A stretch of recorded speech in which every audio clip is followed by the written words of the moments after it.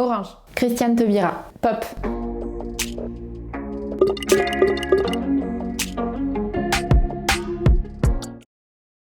Moi, je suis chargée des relations avec le public au sein d'une structure culturelle et encore plus précisément d'un théâtre. Ce métier-là, il varie énormément en fonction du lieu où on travaille. C'est-à-dire que mon métier ne ressemblera pas du tout au même intitulé de métier qui serait par exemple dans une entreprise ou même dans une administration. C'est vraiment d'amener les personnes à la chose qu'on propose. Donc nous, c'est la culture et le théâtre, mais globalement, ça peut être plein d'autres choses. Et donc créer en tout cas des parcours, des partenariats qui permettent en fait de faire venir les gens.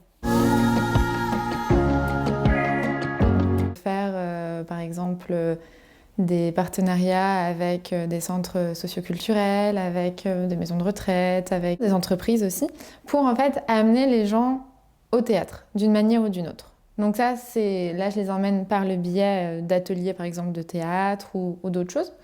Et l'autre pan de mon métier, c'est de travailler en fonction du spectacle qu'on accueille. Et donc, là, plus concrètement, d'amener des personnes à venir voir le spectacle. Tout d'abord, la partie avant, où en fait, on envoie beaucoup de communication, au moins pour faire connaître la pièce, dire « Salut, on existe, il y a ça qui se joue chez nous, et on pense que ça peut t'intéresser ». Et après, bien évidemment, quand les gens viennent, être là, parler avec eux. Il y a aussi une partie après spectacle où on essaye, surtout pour les structures, par exemple des écoles, etc., ou des lycées, collèges, on essaye de comprendre un peu ce qui leur a plu et pourquoi pas leur reproposer des choses un peu plus adaptées par la suite. Des fois, je peux parler de mon métier avec des amis ou des connaissances. Et je me souviens d'une remarque un jour qui m'avait un peu déstabilisée. Il m'avait dit « Ah ouais, mais en fait, tu vends juste des places de théâtre, quoi.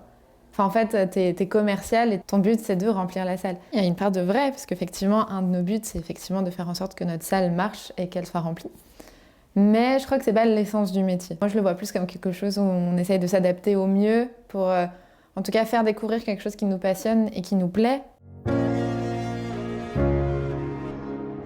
C'est la diversité que permet la culture. Je vois pas une seule thématique que le théâtre peut pas toucher. T'as rarement la satisfaction de la chose accomplie. Il y a très peu de moyens de mesurer en fait, et d'évaluer ton action. T'as souvent ce sentiment de « Bon, j'ai fait ça, mais en fait, je sais pas trop si ça a marché ou pas, quoi. » On travaille avec, bien évidemment, tout ce qui est la compagnie ou les artistes qu'on accueille. On travaille bien évidemment avec toutes les autres personnes qui sont dans le théâtre, dans la partie administrative. Donc je suis tout le temps en contact avec les directeurs, je suis tout le temps en contact avec la personne de la billetterie, je suis tout le temps en contact, encore plus en contact, avec la personne de la com. C'est une journée où on rencontre plein de gens, forcément. On est souvent en train d'aller à la rencontre de personnes, de groupes. Moi, c'est aussi une partie du métier que j'adore, c'est-à-dire que tu es sur le terrain. Et après, tout dépend en fait dans quelle période on se situe. Effectivement, y a plein de projets qui sont en cours, tout dépend où on en est par rapport à l'arrivée du projet ou pas. Vis-à-vis des spectacles aussi, du coup, savoir où on en est vis-à-vis du remplissage de la salle, vis-à-vis des partenariats qu'on a. Je viens de parler d'un projet, mais en fait, il y en a 1000 en même temps. C'est plus juste de parler de partenariat. Par exemple, un partenariat, donc je vais donner l'exemple classique, ça va être un partenariat avec un collège ou un lycée.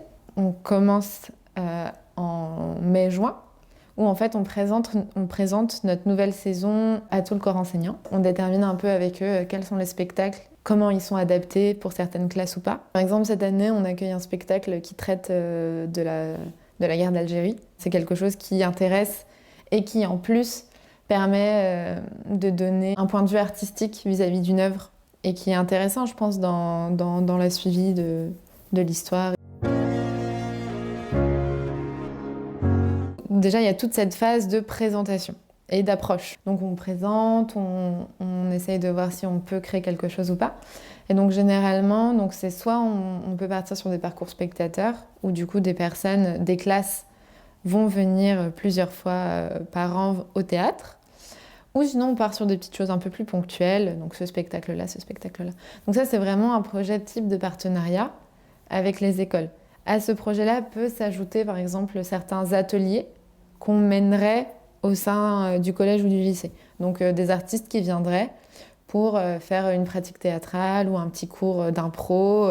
Et sinon, en termes de projets longs, ça va être plutôt également avec des associations où là, pour le coup, il y a des projets qui durent à l'année avec des intervenants multiples. Et donc sur ça, déjà, il y a tous les dossiers pour demander des sous. Parce qu'en fait, le théâtre ne peut pas, et les écoles, les collèges, lycées ou même centres sociaux ne peuvent pas investir tout ça sans aide. Donc il y a tous les dossiers d'aide à faire.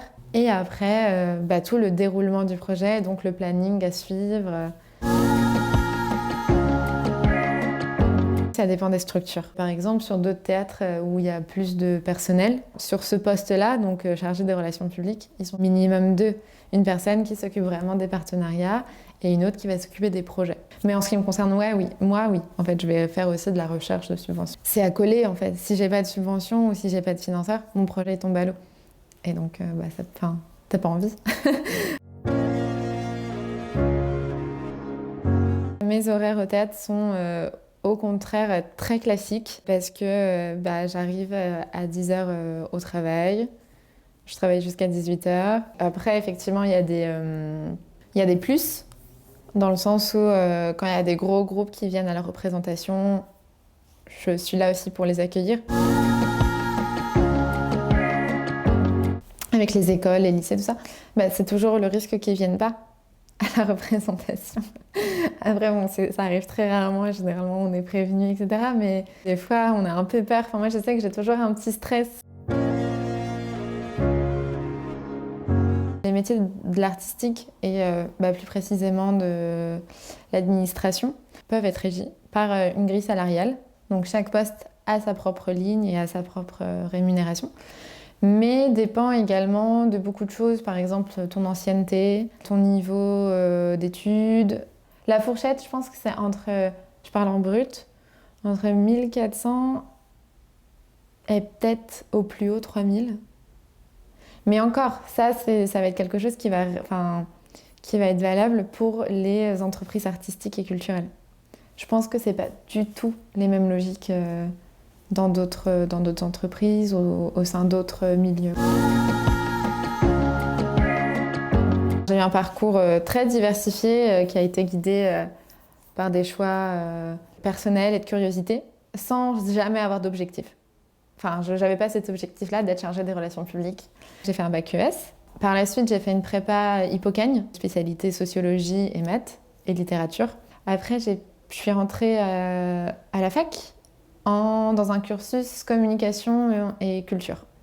Et en fait, j'ai suivi ce cursus jusqu'au master. Du coup, ma prépa m'a vraiment permis d'être méga structurée dans ce que je fais.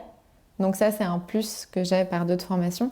Mais ce qui m'a le plus plu dans la formation à la fac, c'est vraiment appliquer la sociologie à la culture. Voir des phénomènes qu'on voit tous les jours et qui sont des fois amplifiés ou répétés dans des productions culturelles. On se rend compte du pouvoir qu'a la culture et...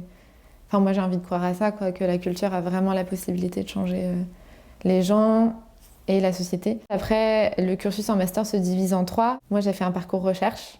Et je m'étais dit que de toute façon, je voulais faire un stage dans le théâtre parce que ma recherche portait sur le théâtre. Pour aussi être un peu plus en contact avec la réalité parce qu'effectivement, on peut penser des choses, on peut lire des choses, mais je pense que l'expérience est méga importante dans la recherche. Et pas juste une expérience en tant que personne extérieure, mais être à l'intérieur.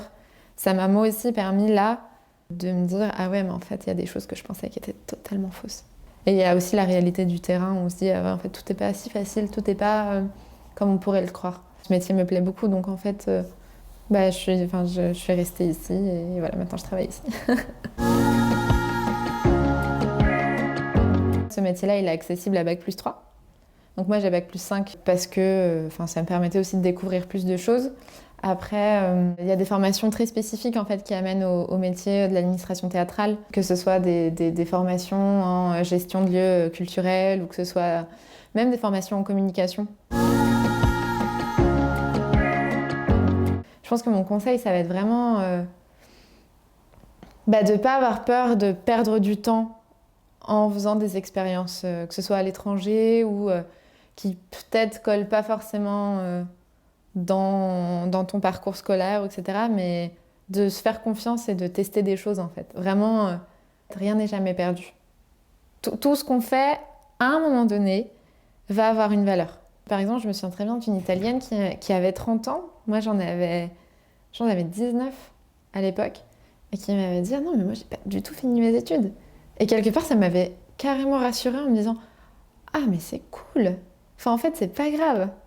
C'est pas grave du tout. Après, c'est pas forcément des situations confortables, hein. Enfin, je pense que le parcours, quand il n'est pas tracé totalement, quand on sait pas ce qu'on veut faire, c'est pas forcément des plus confortables parce qu'on va se heurter à d'autres choses, on va devoir déjà subvenir à nos besoins financiers, etc. Mais que néanmoins, je pense que ça vaut, que c'est toujours récompensé.